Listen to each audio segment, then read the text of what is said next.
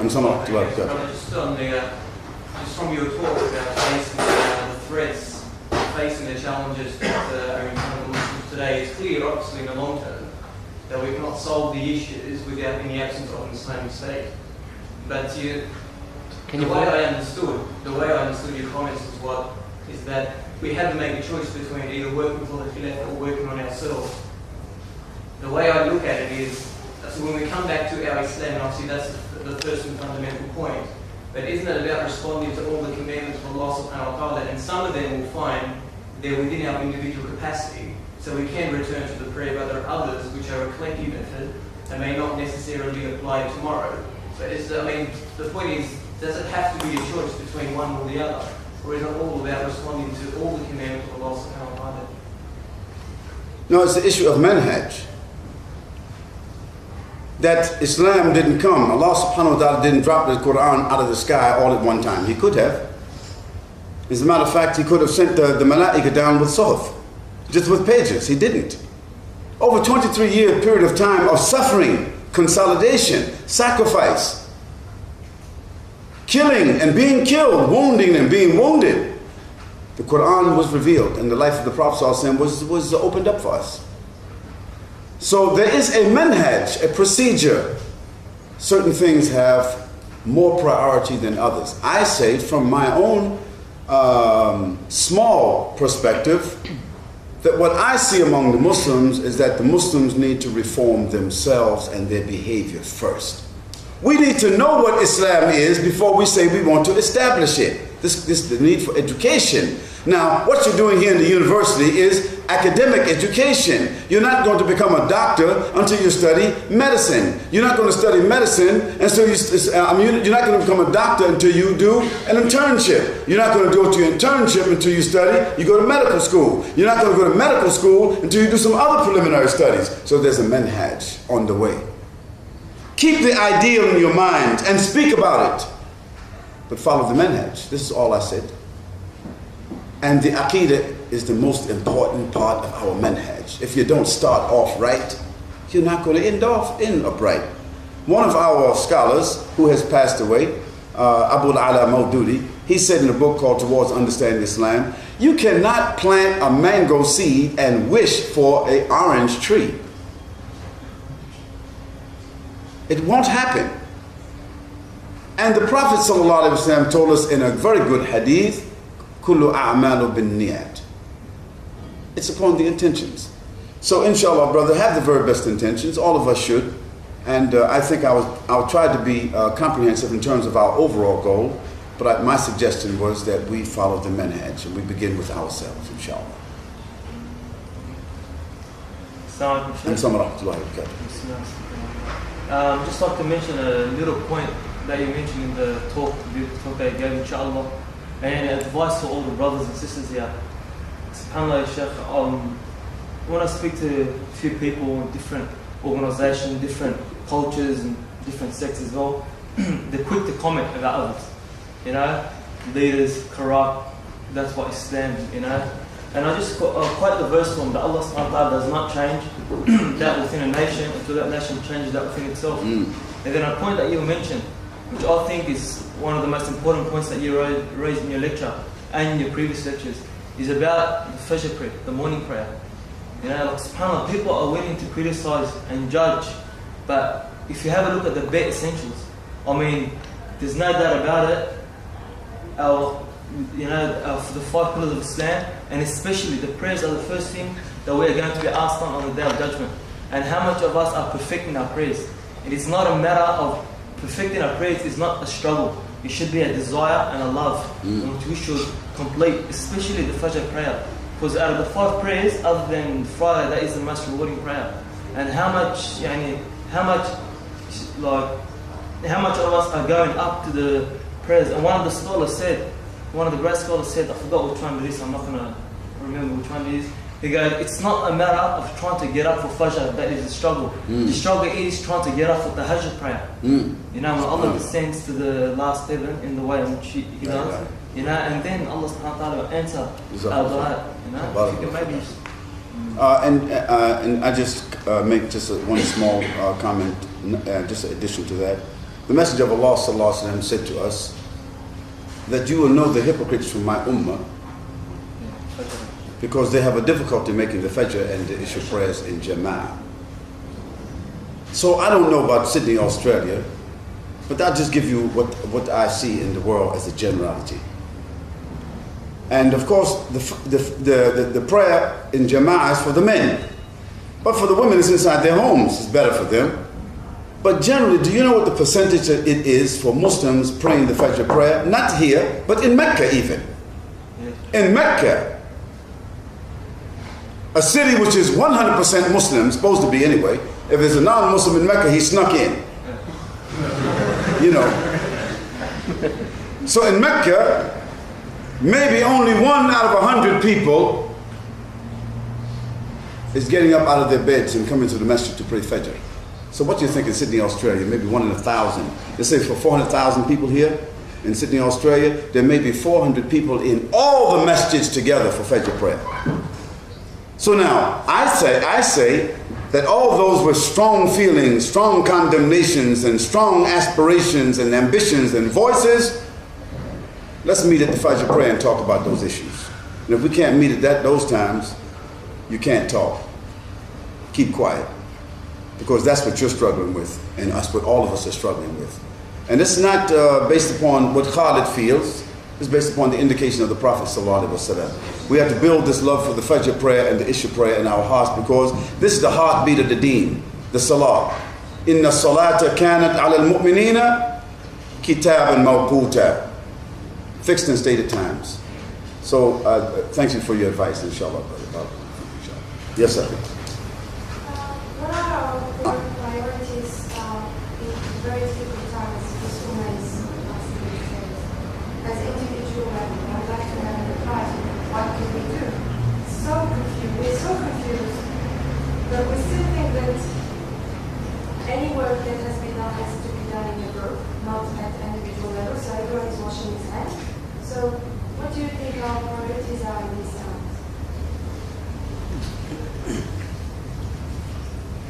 Sister, if I understood what you said, first of all, the blessing of all actions in Islam is with the Jama'ah. We don't say that the individual does not act on their own self. Many things the individual can do. To elevate themselves, they can do nothing. Many things you can do on your own. But the blessing is in the Jama'ah, because in the Jama'ah there is shura. Something that you will not think of yourself. When you're in the Jama'ah, someone else will think of. The other thing is, the individual cannot regulate themselves. When there's Jama'ah, there will be an Amir. Someone will govern. Somebody will have accountability. So I say, let all of us individually exercise the nafl. Spend more money in the way of Allah. Spend more time in the way of Allah. Seek more knowledge in the way of Allah subhanahu wa ta'ala. Join committees and do all the things and study and do everything you can do. But the blessing is in the Jama'ah. So seek to do whatever you're doing in the Jama'ah, even if it's only a small one. I think this was the nature of this question about the individual as opposed to the Jama'ah efforts. And of course, again, I go back to the issue. The first thing that we have to try to do, sister, is perform the fara'id in Jama'ah. After that, the sunnah. And although we might think this is called fundamentalism, you know, this is, brother, you're just being oversimplistic. There is no replacement for the yeast in the biscuits. If you understand what I said, huh? You understand what I mean? And the yeast in the bread, there's no replacement for it. You got to have the yeast there, otherwise it's not going to become bread. So the fundamentals have got to be maintained. And after that, then we can put the icing on it, or we can put whatever else we want, and we can get more sophistication. But don't forget the basics. You said to improve our Islamic state, we must improve on ourselves first. And are we allowed to give dawah? Wouldn't that be a sign of hypocrisy?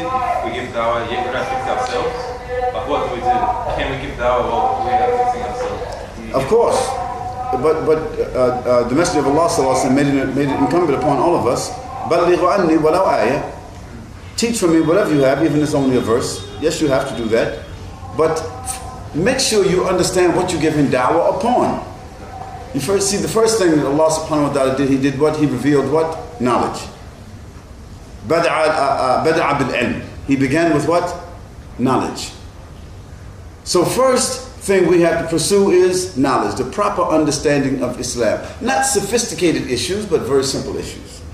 After that, amilu bih, acting upon that knowledge. Then after that, da'watu ilay, inviting upon that knowledge. And then after that, what? Sabr ala al-adha, being patient upon the adha which is going to come as a result of spreading this da'wah. These are the stages, and these are fundamental stages that the ulama and the fuqaha have given to us. We cannot avoid that, and we cannot circumvent that. This is the advice which I have for you and for myself, inshallah. So this is regarding last night's lecture.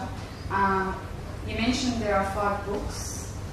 Apocrypha, or maybe you pronounce Apocrypha, yes. Yeah, where Muhammad is actually stated. Are they still in existence? Yes, sure. You can go to. Matter of fact, I'm sure that a universal library. Also, sorry, don't mean to interrupt.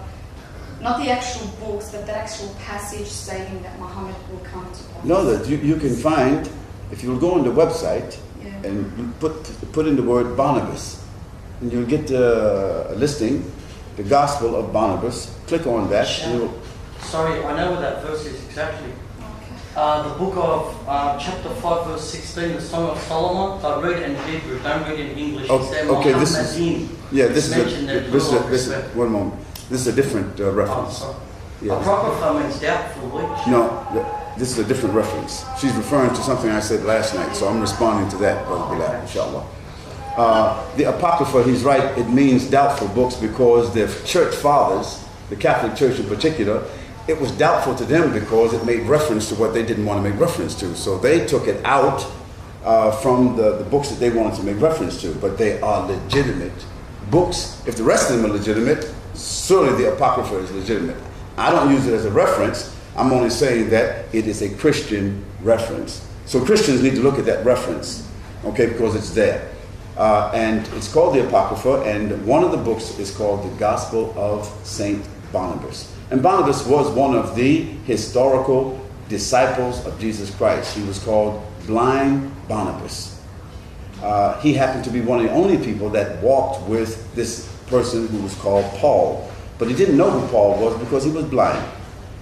You will find a reference to the Prophet Muhammad ﷺ in his gospel directly. That's the reference that I was giving. Sorry, I just have a second question. Are there any countries currently practicing Islamic law? And if so, which countries? There are several Muslim societies that are implementing different aspects of Sharia. I would not say there's anyone in the world today that we would say is an ideal Islamic state in which we can find the comprehensive expression of Sharia in that society. Because we don't have an ideal world, so we don't have ideal Muslims. And ideal Muslims are the ones that create ideal families, and ideal families create ideal societies, and ideal societies create ideal governments. But certainly this doesn't mean that the Sharia is buried someplace and that it is in the past. It is not. There are many countries, I would say 3 or 4 countries that we could use as a reference where it is a Sharia-based system. One is Saudi Arabia. If you become a Muslim, you can go there and you can make Hajj, or without even going there, you can look to their, you can go to the Saudi embassy. They have an embassy here, right? And they'll provide you with some, I think they have some software. They'll show you what the basis of the relationship between their government and Sharia, what effect Sharia has upon their government and the implementation of their laws and their legislation. I said Sharia based. I don't say that they're governed by Sharia completely. Yes. Yes. I'm sorry, you're supposed to be regular. I'm sorry. First I had a comment, then I had a question. Okay. My question was relating to going back to original sources and finding out the truth for yourself.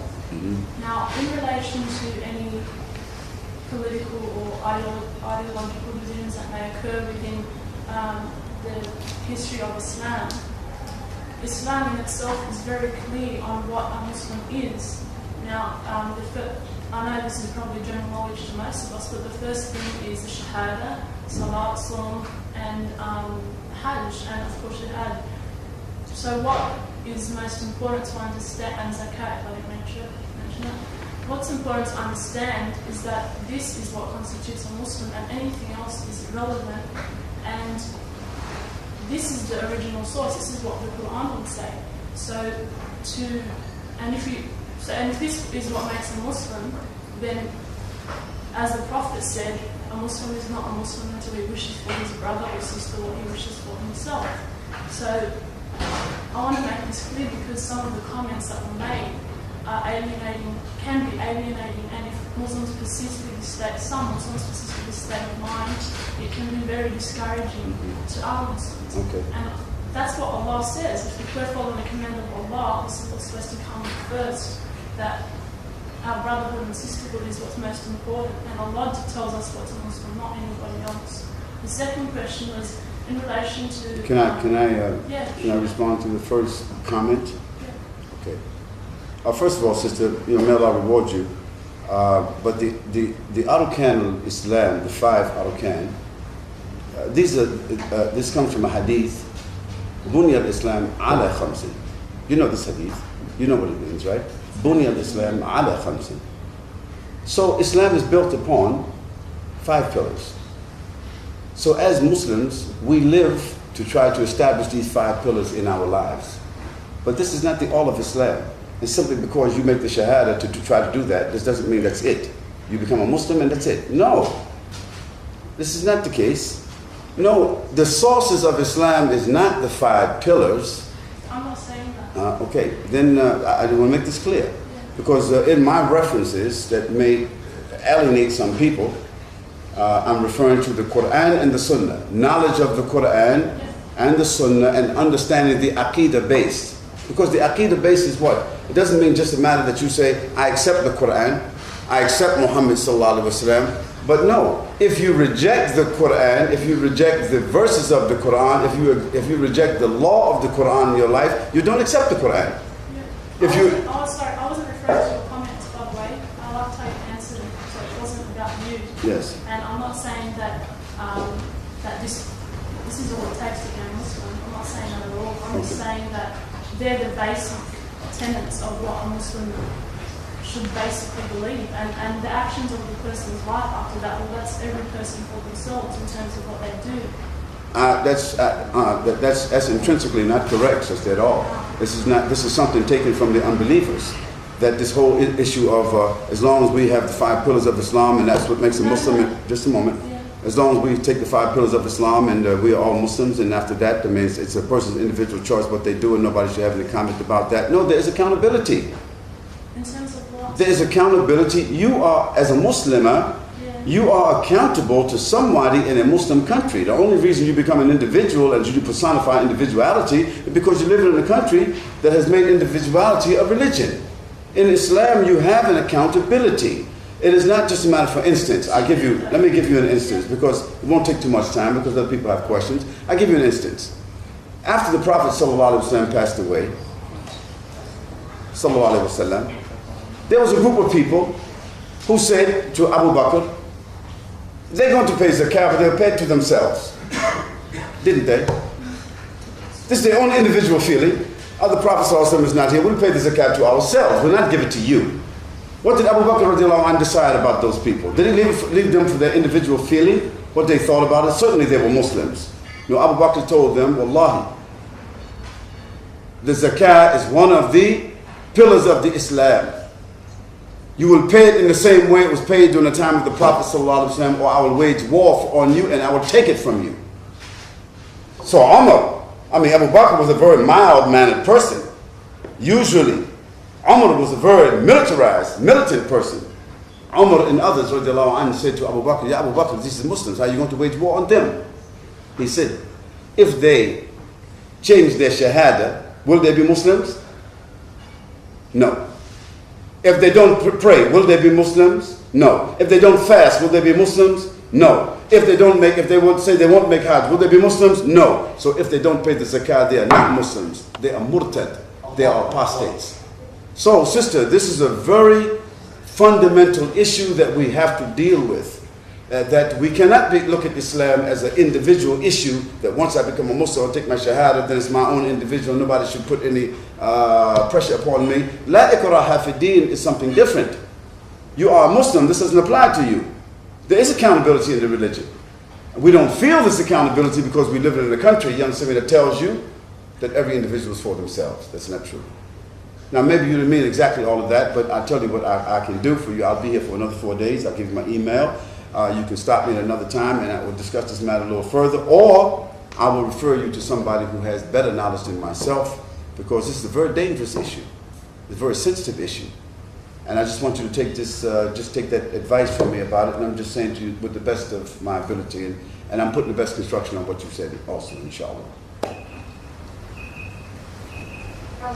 Firstly, I just want to ask you a very simple question. Pardon my ignorance, but can you define da'wah for us if you're talking about it?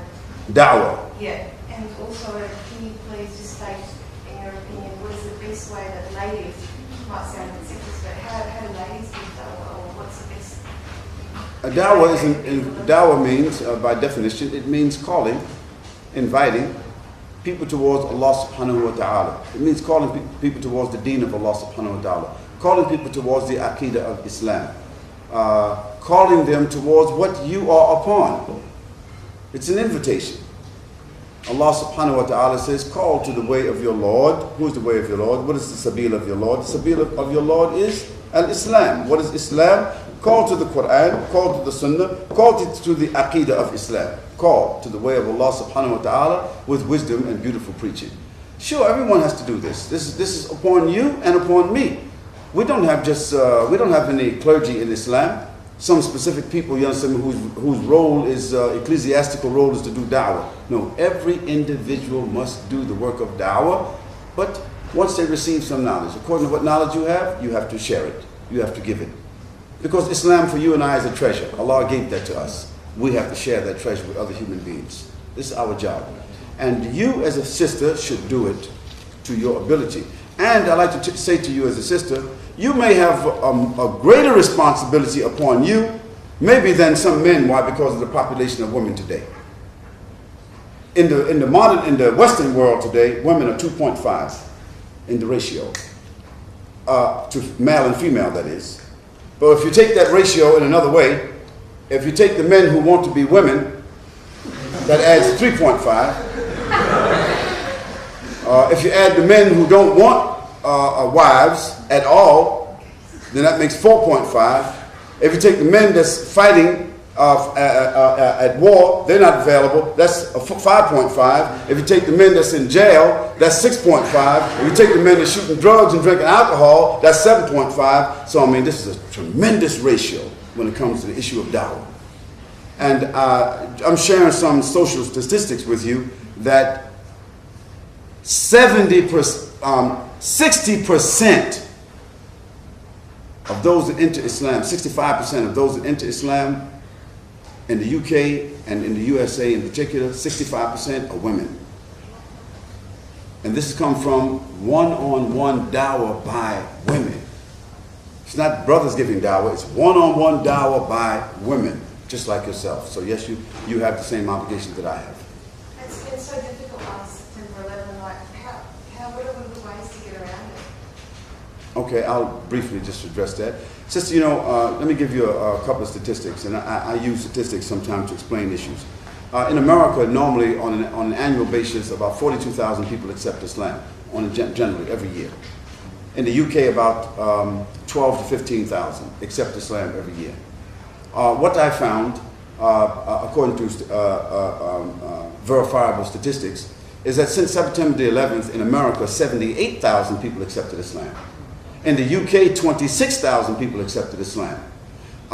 Myself working within my institution according to my ability, in the last 10 years, I know that our institution has given at least 5,000 shahadas. That's on an average of what, 500 a year, isn't it?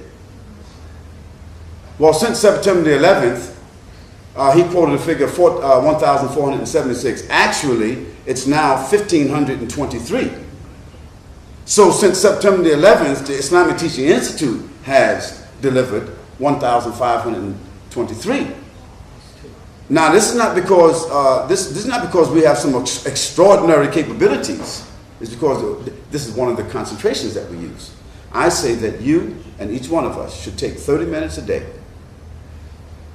and examine yourself, your capability and your resources, your colleagues, your neighbors, your colleagues, your neighbors, and your co-workers. Target them. Spend 30 minutes a day talking to them about Islam. Engage them about Islam. But you have to make the intent to do it, and you will find. Maybe it'll be difficult for the first week, for the first month, but after you do it for about 3 months, that 30 minutes is gonna be easy for you. After a while, you're gonna be able to do it for an hour a day.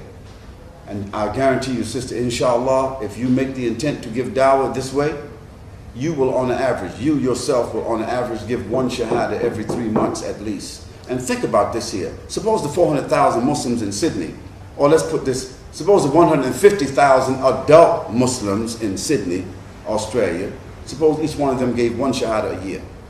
Not every 3 months, 1 every year. How would that affect this country? So dawah is a very powerful tool, but it's much neglected and misunderstood by the Muslims. That's our problem. And I hope that I answered that for you. Because of the restriction of time, we've only got 2 more questions left. One from the sister over here on the right. Okay, I think maybe we should take another one from the brothers. From the brothers? I think we took 5 sisters in a row. Okay. One from the brothers, inshallah. Okay. Today you made it very clear that Islam today is the same as Islam to do it from the Prophet. But I see, especially at uni, some of the brothers are trying to modernize Islam. What kind of dawah can we give those brothers? Give them nasiha, akhi. Give them advice. Because the religion is advice. We're not in a position to force anything on people, and we don't want to condemn Muslims, and we don't want to antagonize Muslims. We want to advise them. And the best way for you to advise someone is to develop a relationship with them. Because nobody's going to accept something from you if you have a remote relationship with them. Develop good relationships with your Muslim brother. If you differ even with him, differ with dignity, with respect. And continue to advise each other, because we're not going to rebuild the situation. We're not going to resolve all the problems in a day. And be tolerant. One of the major behavioral assets of the Prophet ﷺ was toleration. The person that has toleration has wisdom. And toleration is a part of patience.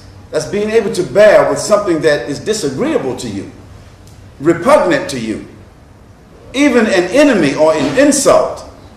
See, being able to bear with that without reacting. And this is very, very important at a time right now, because the unbelievers will be pushing buttons to see if they can get a reaction. And if they get the right reaction, it's going to have a very adverse reaction on all of the Muslims. So I say to all of us, be patient and be more than patient. Express and exhibit tolerance, inshallah. Sister? I'm someone else. Should we respond to sort of individuals' negative comments or defamation of particular scholars? How should we respond to this? Tell them to fear Allah subhanahu wa ta'ala, sister. That's what we tell them. When you hear Muslims slandering scholars, defaming scholars, even speaking ill about them, tell them to fear Allah subhanahu wa ta'ala. Because if we disagree with something that a scholar says, we can disagree. We can, because they're not ma'soom, they're not perfect human beings. But if we eliminate the scholars, if we slander a scholar, who are we going to replace with him? No, just tell that person to fear Allah subhanahu wa ta'ala, and that's the best thing that we can do, because it's bad behavior. It's bad behavior. Slandering the scholars is worse than a person slandering their own father or mother. I think we can take one more question. That's it, okay? Okay. Yeah. What's your message or your word to Muslims living in the West, considering the fact that Muslims living in the West or in any other Islamic country is not really recommended? What's my advice to Muslims who choose to live in the West as opposed to in the Muslim country? Is that what you meant? Something? Yeah, that's part of my question. The other question in general, what's your message or your word to Muslims living in Western countries? As in, like, you know, because you're subjected to many pressures, Yeah. many interactions. Well, generally there is three reasons, first of all, that legitimize a Muslim to be living in the Western countries. They came here for some knowledge, which they intend to obtain and go back to their countries. Or they came here to be treated for some disease or some medical situation, they or their families, and once they receive that or they have the cure or the situation, they will go back.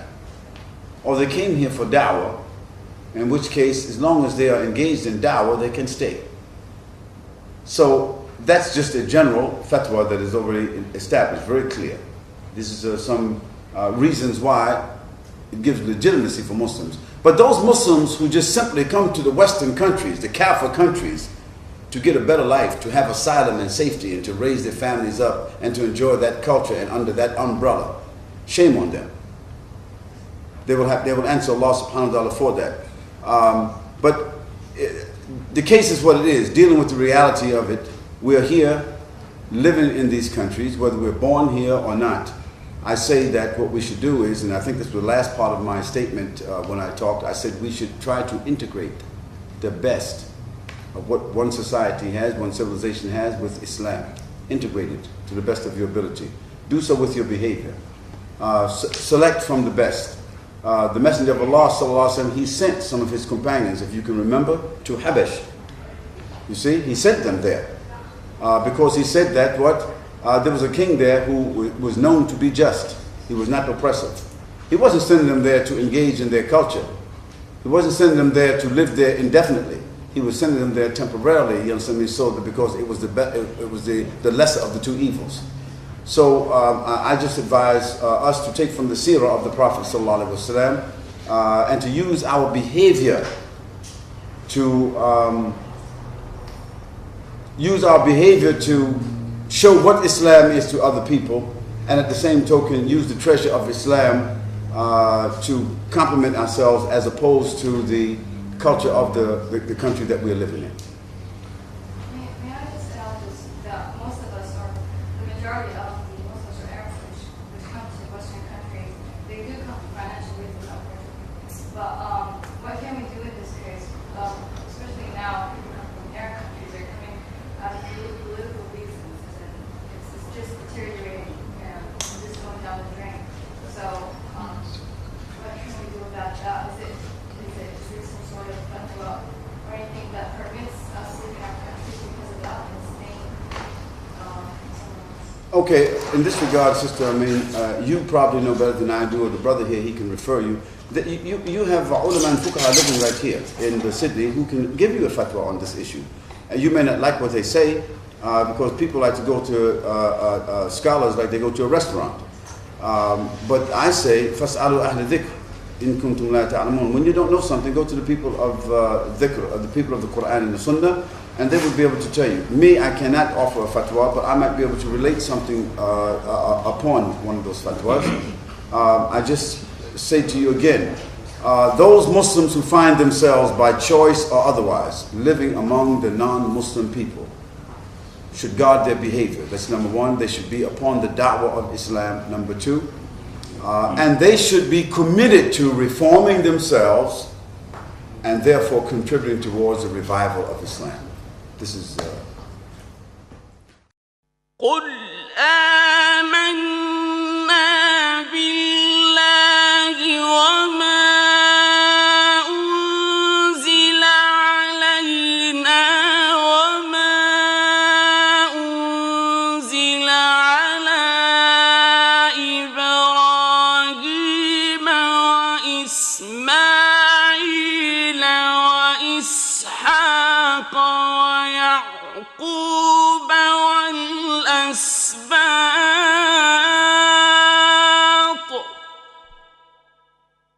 والأسباط وما أوتي موسى وعيسى والنبيون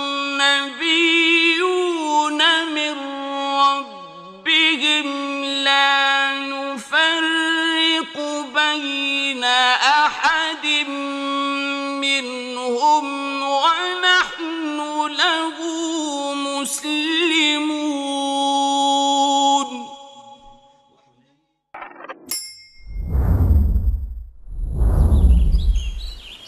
One Islam Productions, an Islamic film studio established in Australia, is dedicated to producing films for all Muslims.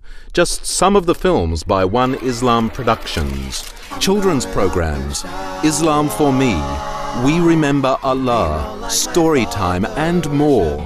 Educational films, Pray as You Have Seen Me Pray, Words, Ramadan, Renewal of Faith.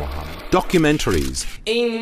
We at One Islam Productions believe that Islam is precious and deserves to be presented in only the highest quality. Visit us at www.oneislam.net for more information. One Islam Productions, a film production company run by Muslims for Muslims.